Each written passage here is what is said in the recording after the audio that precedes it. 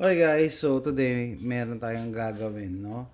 The other day, nag-shooting lang ako sa Boyard Shooting Range and first time kong ma-testing itong brand new na Heritage Rough Rider 4.75 inch barrel na merong bird's head grip, no?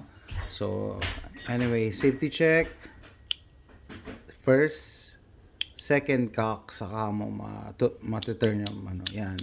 Lang laman yan. Okay. So, having shot this gun, hindi ko gusto yung balance niya kasi yun nga, bird's head grip niya maikli. So, front heavy, mas mabigat siya. So, para sa akin, tong bird's head grip para sa mga short barrel lang. Okay. So, ito, mas ano ko yung full size na grip or flow handle grip. Which, coincidentally, meron akong bar keep, di ba? Parang dito siya. Dito siya nababagay. Bird's head grip. Kaso tinitingnan ko, ang ganda pa rin ng ganitong setup. Oh. Komportable, ipotok. Maganda kasi yung ganitong grip. Lalo na pag malaki ang kamay mo. Pero testingin natin, no, pagpalitin natin yung grip niya, tsaka yung grip frame. Hindi lang ano tong grip panel sa pati grip frame.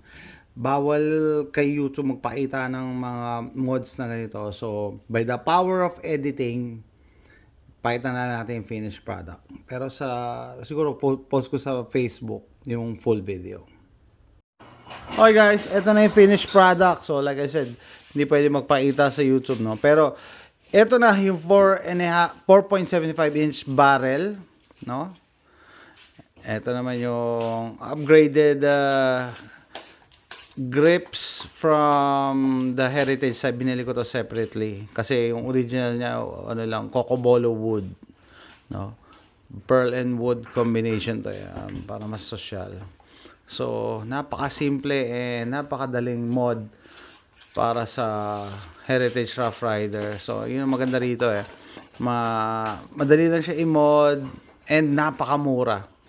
And I know walang appeal to sa Pilipinas kasi pag bibili nga naman kayo ng baril, papalisensya nyo and everything. Dapat yung nagagamit nyo na all around. Ito pang-plinking lang to eh. Hindi ko na-recommend for pang self-defense kasi single action lang siya. Pero you know, to relive the old wild west, tapos single action ka lang, matipid. Ayan. Tapos ano siya, dual caliber siya. Meron akong isa pang cylinder for 822 Magnum. Pare-parehas yan. All the Heritage Rough Rider models, pwede mong pagpalit-palitin yung mga cylinders. It will work. Ito niya. Ano sabi nila, napanood akong video, no? 4 clicks daw to, COLT. Colt. Tingnan natin, no? 1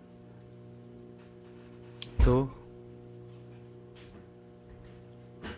3, 4. Oo nga, no? Masyado na maliit yung dulo. 1, 2, 3, 4. COLT, Colt. Kasi si Samuel Colt naka-invento, di ba? Yan, siya yung nauna. So, ito ang talagang highlight natin. No? Ilang araw na ako tumitingin ng bar keep na merong bird's head grip. Sabi ko, kaso mahal. Mas mahal siya compared sa regular na grips. Sabi ko, pagpalitin ko na lang kaya. Anyway, hindi man ako masaya dun sa grip nun. Mas parang nakadesign talaga ang bird's head grip sa ganitong profile, no? Tapos, yung black pearl na grip panels, parang mas maganda siya sa ganitong combination. Kasi, yun, tama. Simulated case hardened finish to. Tingnan nyo yung kulay niya. Yan, kaya sabi ko, okay, mas maganda to Maganda tong ano ko. So, siguro I'll keep this configuration, no?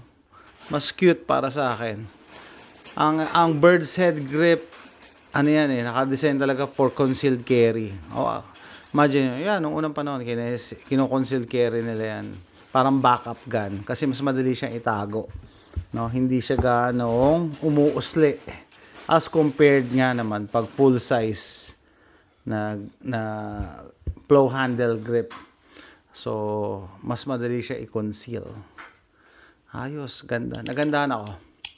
Sarap i-collect ng mga ganito eh. Kasi mura lang siya. Tapos, nakapanood ako ng video, no? Very accurate to. Tinalo nito yung Ruger Wrangler tsaka yung yung Diamondback na na revolvers. Accurate ang heritage. Kasi nga naman sa dami ng ginagawa nila at saka sa tagal na nila sa market. Pero tignan nyo, ang ganda. Gagandahan ako. Gaganda. So, pag bibili kayo, walang ganitong combination eh. Ako lang ang palit. So, sabi ko nga, madaling i-customize eh. Pwede ko pa rin palitan to ng ibang grip panels kung gusto ko. Pero so far, parang nako-complement niya yung simulated case hardened finish eh. Yung black pearl na grip. Ayun o. Parang ganda. Pas lalo siyang cute. Cute na cute. Tapos parang umaangat yung ganda niya. Kasi may contrast. Hindi sila parehas na all black. Tapos black ang cylinder nito. Maganda oh. Black, case hardened, black. So, let me know what you think guys. I know hindi to popular sa Pilipinas kasi may masalimuot. May kukontra naman. Ibig sabihin, hassle kasi. No? Kung bibili ka nga lang ng isang baril, syempre, yun ang all around. Pero ito kasi dahil wala kaming licensing dito for every gun. Dagdag lang sa collection. Napakamura. Mas mahal pa ang cellphone kaysa dito. Mas mahal pa nga sapatos eh. Kaysa dito. So, let me know what you think guys. Maganda ba? Maganda. Okay. Maganda rin yung grip nito eh. Maganda dito. Palitan ko ng cylinder. Ibang kulay naman. Pero mas gusto ko yung balance niya ngayon. Hindi siya front heavy kasi malaki kamay ko eh. 4 extra large ang gloves. Okay guys, mahaba na itong video na to. No? Yan. Thanks for watching. Bye. Wherever love goes, there is also misery. It's no mystery. And you and I, we got history. Yeah. Wherever love flows, there is also tragedy. When we're in too deep.